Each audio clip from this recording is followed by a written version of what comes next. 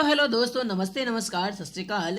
चलिए शुरू करते हैं। आज मैं आपके लिए लेकर आया हूँ संस्कृत का ऑब्जेक्टिव क्वेश्चन जो आपको हेल्पफुल रहेगा बिहार बोर्ड की तैयारी के लिए। क्लास 10 का काफ़ी ज़्यादा हेल्पफुल रहेगा।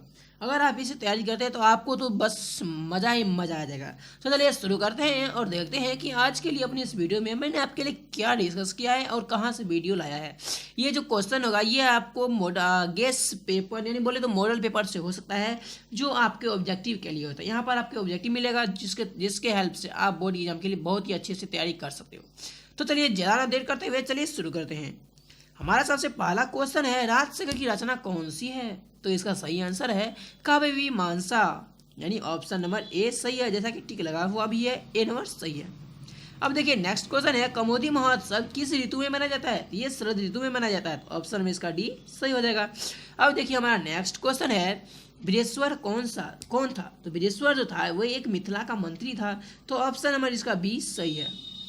अब देखिए नेक्स्ट क्वेश्चन हमारे सामने निकल के आता है, आले साला में आग क्यों लगाई गई थी? तो आले साला में आग नाचने के लिए नहीं लगाया गया था, आले साला में आलसियों की परीक्षा लेने के लिए लगाई गई थी। तो यहाँ पर क्या हुआ कि ये ऑप्शन नंबर बी सही हो जाता है। यहाँ पर आप ध्यान रखिए, ये बहुत ही इंपॉर्टेंट है, इसको आप याद रख लीजिएगा। अब चलिए नेक्स्ट क्वेश्चन है, अथर्ववेद में कितनी मंत्र दर्शन होते ऋषिकाओं का उल्लेख मिलता है? तो इसका आंसर है 5, यानी ऑप्शन नंबर इसका ए सही हो जाता है आपके सामने। इसको हम टिक लगा दिए। अब देखिए 6 नंबर जो क्वेश्चन है वो है, गार्गी एवं वाच्यवल्लभी किसके दरबार में रहती थी? ये जनक जी के दरबार में रहती थी, ऑप्शन नंबर बी सही है।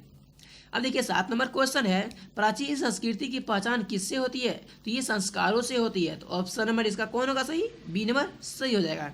अब देखिए 8 नंबर क्वेश्चन है, सीमंतोन्नयन किस प्रकार का संस्कार है? तो ये जन्म पूर्व संस्कार है, ऑप्शन नंबर ए सही है। अब देखिए अगला क्वेश्चन है, छात्र के लिए सबसे बड़ी तपस्या क्या है? तो छात्र के लिए सबसे बड़ी तपस्या होता है अध्ययन। लेकिन आजकल के कुछ और होते हैं लौंडे, जो कुछ और ही उसका मतलब एक टारगेट होता है कि मुझे ये करना है, मुझे उस लड़की को पटाना है, ये वाला होता है। अब चलिए हमें देखते हैं नेक्स्ट क्वेश्चन की तरफ। तो नेक्स्ट क्वेश्चन है 10 नंबर, लक्ष्मी किसे वर्ण करती थी? तो लक्ष्मी जो है वो उद्योगी को वर्ण करती थी, तो ऑप्शन नंबर इसका सही हो जाएगा आपके सामने ए नंबर। अब देखिए हमारे सामने आता है 11 नंबर क्वेश्चन, और 11 में है, मध्यकाल में भारतीय समाज में कौन सा दोष था? तो मध्यकाल में जो था ना वो सबका सब दोष था, यानी जातिवाद से उत्पन्न विषमता भी था, अस्पृश्यता और धार्मिक अंडावर भी था, तुम डोमो मैं कोयडी हूँ, तुम चमारो मेरे सामने तुम नहीं आने वाले हो, इस तरह से होता था। अब देखिए सी नंबर क्वेश्चन है, सी नंबर में है, स्त्रियों को शिक्षा का अभाव और विधवा का तिरस्कार। ये तो 100% होता है, इसमें बताने वाला कोई बात ही नहीं होता है, तो इसका ऑप्शन नंबर डी सही हो जाता है, तो इसको हम करते हैं टिक। अब देखिए 12 नंबर क्वेश्चन है, स्त्रियों में अशिक्षा किस समाज में थी? तो ये भारतीय समाज में था। भारतीय समाज बहुत ही ज़्यादा अंधविश्वास पर विश्वास करते हैं, तो इसका क्या होगा? ऑप्शन नंबर डी सही हो जाता है। अब देखिए अगला क्वेश्चन है, हितोपदेश किनकी रचना है? तो हितोपदेश है वो नारायण पंडित का रचना है, तो ऑप्शन नंबर इसका बी सही है। अब आप कहेंगे कि सर इसमें पहले से टिक लगा हुआ है, तो देखो भाई मेरे पास कोई ऐसा बुक नहीं था जिसमें टिक ना लगा हो, इसलिए जो जिसमें टिक लगा था वही मैंने उसी वीडियो से मतलब उसी का फोटो खींचकर आपके लिए बता दिया। अब देखिए ये एक स्टूडेंट का बुक है, तो अब स्टूडेंट जाने उन्होंने टिक क्यों लगाया, क्योंकि जरूरी होता है, अगर याद करता है तो वो टिक लगा सकता है, ऐसा कर दिया। अब चलिए चलते हैं नेक्स्ट क्वेश्चन की तरफ। हमारा नेक्स्ट क्वेश्चन है, यहाँ पर मेन टारगेट क्या है कि आपको क्वेश्चन से रूबरू कराऊँ, आपको उस क्वेश्चन को बताऊँ, बस इतना ही मेरा टारगेट है जो मैं आपको बता रहा हूँ। टिक लगा है नहीं लगा है ये सब अलग की बात है, मेन बात है आपको क्वेश्चन मिल रहा है कि नहीं। तो आपको यहाँ पर क्वेश्चन मिल रहा है और इससे आप अच्छी से तैयारी कर भी सकते हो। अब चलिए बढ़ते हैं 14 नंबर क्वेश्चन में। 14 नंबर क्वेश्चन है, हितोपदेश कैसा ग्रंथ है? तो हितोपदेश जो है वो नीति परक ग्रंथ है, तो इसका होगा ऑप्शन नंबर ए सही हो जाएगा। अब देखिए 15 नंबर क्वेश्चन है, कर्ण किस देश का राजा था? तो कर्ण जो थे अंग देश का राजा थे, वो अंग उनका नाम पूरा था इसलिए कहा जाता है अंगराज कर्ण, तो ऑप्शन नंबर ए इसका सही होता है। अब देखिए 16 नंबर क्वेश्चन है, इंद्र क्या चाहता था? तो इंद्र भिक्षा चाहता था, किससे? कर्ण से, यहाँ ऑप्शन नंबर ए सही होगा, और किससे चाहता था? तो कर्ण से चाहता था। अब देखिए 17 नंबर क्वेश्चन है, आज विश्व में सभी देशों में क्या स्थिति दिखते हैं? तो ये कलह दिखते हैं, कलह दिखते हैं, एकदम कष्ट ही कष्ट है। अब देखिए नेक्स्ट क्वेश्चन है 17 में, आज विश्व में सभी 18 में है, कलह कौन बढ़ाते हैं? कलह कौन बढ़ाएगा? दुश्मन छोड़कर और कौन बढ़ाएगा? यानी शत्रु बढ़ाते हैं, चट्टेबाज सब, एक नंबर है।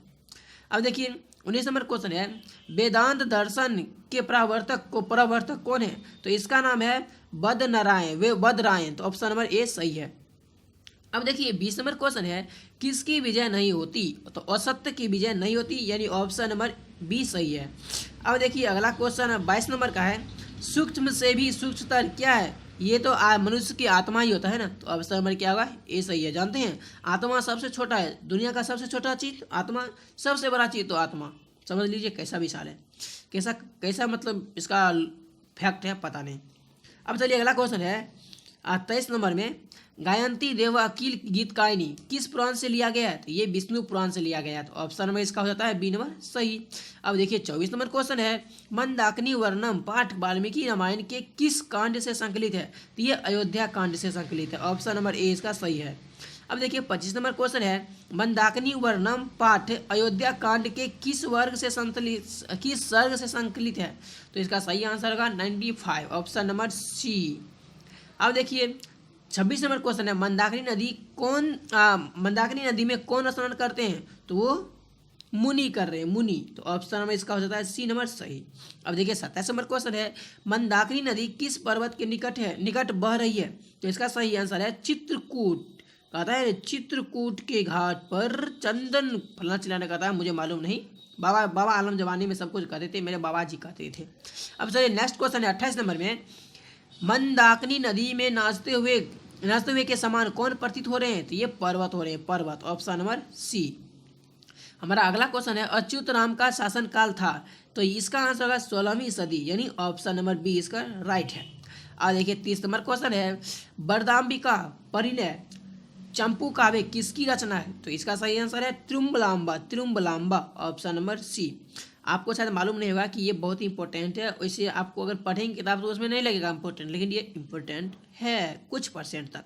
अब चलिए अगला क्वेश्चन है 31 नंबर में, मुनीसु किस विभक्ति का रूप है, ये सप्तमी विभक्ति का रूप है, तो ऑप्शन नंबर क्या होगा, सी सही हो जाएगा। हमारा नेक्स्ट क्वेश्चन आता है आपके सामने खुलकर, पथिन शब्द का षष्ठी बहुवचन के रूप, सही षष्ठी बहुवचन में रूप लिखें, तो इसका सही आंसर है पथाम। ऐसा क्वेश्चन आता है कि बोलने में दिमाग का दही हो जाता है। अब चलिए नेक्स्ट क्वेश्चन है, पयस शब्द की षष्ठी बहुवचन में क्या रूप होता है, तो इसका सही आंसर है पैसाम। अब देखिए आपके लिए इतना मेहनत कर रहे हैं, आप भी थोड़ा मेहनत कीजिए सब्सक्राइब पर और लाइक पर, और इसको फैलाने की कोशिश कीजिए। चलिए बढ़ते हैं नेक्स्ट क्वेश्चन की तरफ है। तो 44 नंबर क्वेश्चन है हमारे लिए कि घी शब्द का षष्ठी बहुवचन में क्या रूप होता है, तो इसका आंसर होता है घिया, ऑप्शन नंबर सी राइट है। अब देखिए नेक्स्ट क्वेश्चन हो जाता है, अपनोति में मूल धातु कौन सा है, तो इसमें आप जो है मूल धातु है आप। 36 नंबर क्वेश्चन है, अस्तु किस लकार का रूप है, तो ये जो है लोट लकार का रूप है, तो ऑप्शन नंबर डी इसका सही है। अब 37 नंबर क्वेश्चन है, पठत किस लकार का रूप है, पठत जो है वो लट लकार का रूप है, तो ऑप्शन नंबर इसका ए सही हो जाएगा। अब 38 नंबर क्वेश्चन है, दास जयंती किस लकार का रूप है, तो ये लिट लकार का है। 39 नंबर क्वेश्चन है, बालका जो अवदत्त की संधि होगी, तो इसका सही आंसर है बालका अवदत्त, इसका ऑप्शन नंबर ए सही हो जाएगा। अब देखिए 40 नंबर क्वेश्चन है, पर्वो अनुग्रह का संधि विच्छेद होगा, तो इसका नाम होगा, इसका संधि विच्छेद होगा पर्वो जोर अनुग्रह, ऑप्शन नंबर बी राइट। अब नेक्स्ट क्वेश्चन की तरफ बढ़ते हैं, और नेक्स्ट क्वेश्चन है 41 नंबर, जिसमें लिखा हुआ है प्रतिष्ठा में कौन संधि है, तो प्रतिष्ठा में जो है यहाँ पर व्यंजन संधि है, तो इसका सही आंसर हो जाएगा कौन, ऑप्शन नंबर बी। तो कौन है, किसका क्वेश्चन है 41 नंबर का बी। तो हम चलिए इसको पहले टिक लगाते हैं, कहाँ चला गया, ये मेरा पेन है और यहाँ पर लगाए हम टिक। अब देखिए 42 नंबर क्वेश्चन है, क्या है 42 नंबर क्वेश्चन, ये है अन्वय, इस तरह से लिखा हुआ है अन्वय, ओ नो वो यो, इस तरह से लिखा हुआ अन्वय। तो अन्वय का संधि विच्छेद होगा, तो अन्वय का संधि विच्छेद होगा वो होगा अन जोर वय, ऑप्शन नंबर ए सही हो यह। अब देखिए 43 नंबर क्वेश्चन है, तत्पुरुष समास का कौन उदाहरण है, तो तत्पुरुष समास का जो है उदाहरण इसमें से आपको हो जाता है राजपुत्र, जो कि टिक लगाया हुआ है, तो चलिए इसका आंसर है राजपुत्र, ऑप्शन नंबर सी। अब देखिए 44 नंबर क्वेश्चन है, अब यही भाव समास का उदाहरण कौन है, तो इसका सही आंसर है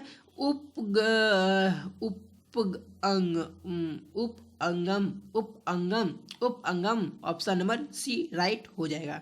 अब चलिए बढ़ते हैं 45 नंबर क्वेश्चन तरफ। 45 में है, द्वंद्व समास का उदाहरण कौन है, तो द्वंद्व समास का उदाहरण है पुत्रो, ऑप्शन नंबर ए।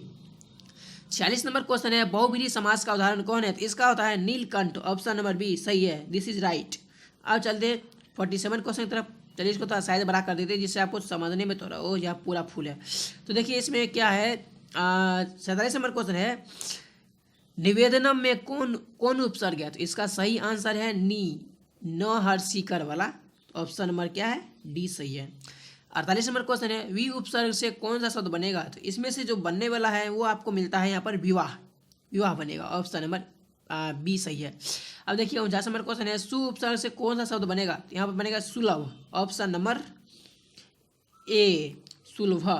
अगला क्वेश्चन है, नी उपसर्ग से कौन सा शब्द नहीं बनेगा? तो नहीं बनने वाला है वो है निराकार, निराकार नहीं बनेगा, क्योंकि अगर यहाँ पर नीर से बना हुआ है लेकिन यहाँ पर ये निराकार नहीं बनेगा। अब देखिए अगर आपको यहाँ पर मालूम ऐसा लग रहा होगा कि ये बनेगा, देखिए ऐसा होता है, उससे पहले उसका कुछ मान मतलब नी को मतलब कुछ होना चाहिए, लेकिन यहाँ पर जब नी से यहाँ पर देखिए नीर से बना हुआ है, नीर से बना है निराकार, नीर जोड़ आकार, तो यहाँ पर क्या है, यहाँ पर नीर लगा हुआ है लेकिन नी से नहीं बना है, यहाँ क्या होगा? ऑप्शन नंबर इसका सही होने वाला है डी, सॉरी बी। अब देखिए हमारा अगला क्वेश्चन है, भवित्वयम का धातु प्रत्यय कौन है? तो इसका सही आंसर है भू जोर तवय, तवियत, तो ऑप्शन नंबर ए सही है। अब देखिए हमारा नेक्स्ट क्वेश्चन आता है 52 नंबर में है, जीर्ण का धातु प्रत्यय कौन है? तो इसका सही आंसर है option number A, option number A सही हो जाएगा। अब चलिए नेक्स्ट क्वेश्चन 53 है, सॉरी 53 है, आधा हिंदी आधा इंग्लिश बोलने में अच्छा नहीं लगता है, तो 53 है, आदाय का धातु प्रत्यय क्या है? तो आदाय का धातु प्रत्यय जो है वो है आ जोर दा जोर लयप, यानी ऑप्शन नंबर ए सही हो जाएगा, ऑप्शन नंबर ए। अब देखिए हमारा नेक्स्ट क्वेश्चन है, कार्यम का धातु प्रत्यय कौन है? तो यहाँ है क्री जोर नेत, ऑप्शन नंबर ए सही है। अब देखिए 55 नंबर क्वेश्चन है, इंद्र शब्द का स्त्रीलिंग रूप क्या होगा? तो इसका होगा इंद्राणी, ऑप्शन नंबर ए सही हो जायानी। अब देखिए ऑप्शन नंबर बी सही है इसका। अब देखिए 53 नंबर 57 यानी 57 नंबर क्वेश्चन आता है हमारे लिए, मूर्खा में कौन सा स्त्री प्रत्यय है? तो इसका सही आंसर है टाप, टाप स्त्री प्रत्यय है मूर्खा में। अब चलिए चलते हैं 58 नंबर क्वेश्चन की तरफ, और 58 नंबर क्वेश्चन में होता है हमारे लिए, किशोरी में कौन सा स्त्री प्रत्यय है? इसमें डीप प्रत्यय है, डिस से पढ़ते हैं, ऑप्शन नंबर बी सही है। अब देखिए 59 नंबर क्वेश्चन है, स्वतंत्र कुर्ता सूत्र का उदाहरण है? इसका आंसर होगा ऑप्शन नंबर ए सही हो जाएगा, यानी बालिका पुस्तकम पठती, यहाँ पर कुर्ता नहीं है, स्वतंत्र करता है, इस तरह से लिखा हुआ है, करता, स्वतंत्र करता। अब चलिए बढ़ते हैं नेक्स्ट क्वेश्चन और सबसे लास्ट क्वेश्चन की तरफ, और लास्ट क्वेश्चन है, इत्थम भूत लक्षणे सूत्र का उदाहरण है? तो इसका उदाहरण है यहाँ पर ऑप्शन नंबर बी, यानी अयम जटाभी तापस अस्ति, ऑप्शन नंबर बी सही हो जाता है। तो इस तरह से मैंने आपको संस्कृत का पूरे 60 क्वेश्चन इसमें सॉल्व करा दिया है, इसमें बता दिया है, इसको आप अच्छे से देख लीजिए और तैयारी कीजिए, ये जो है आपको बोर्ड एग्जाम में तैयारी के लिए काफ़ी हेल्पफुल रहेगा। तो चलिए मिलते हैं अगले वीडियो में, आपके लिए बहुत ही जल्द और ऑब्जेक्टिव क्वेश्चन लेकर आऊँगा। तब तक के लिए जय हिंद, जय भारत, अच्छे से पढ़ाई कीजिए। चलिए बाय बाय।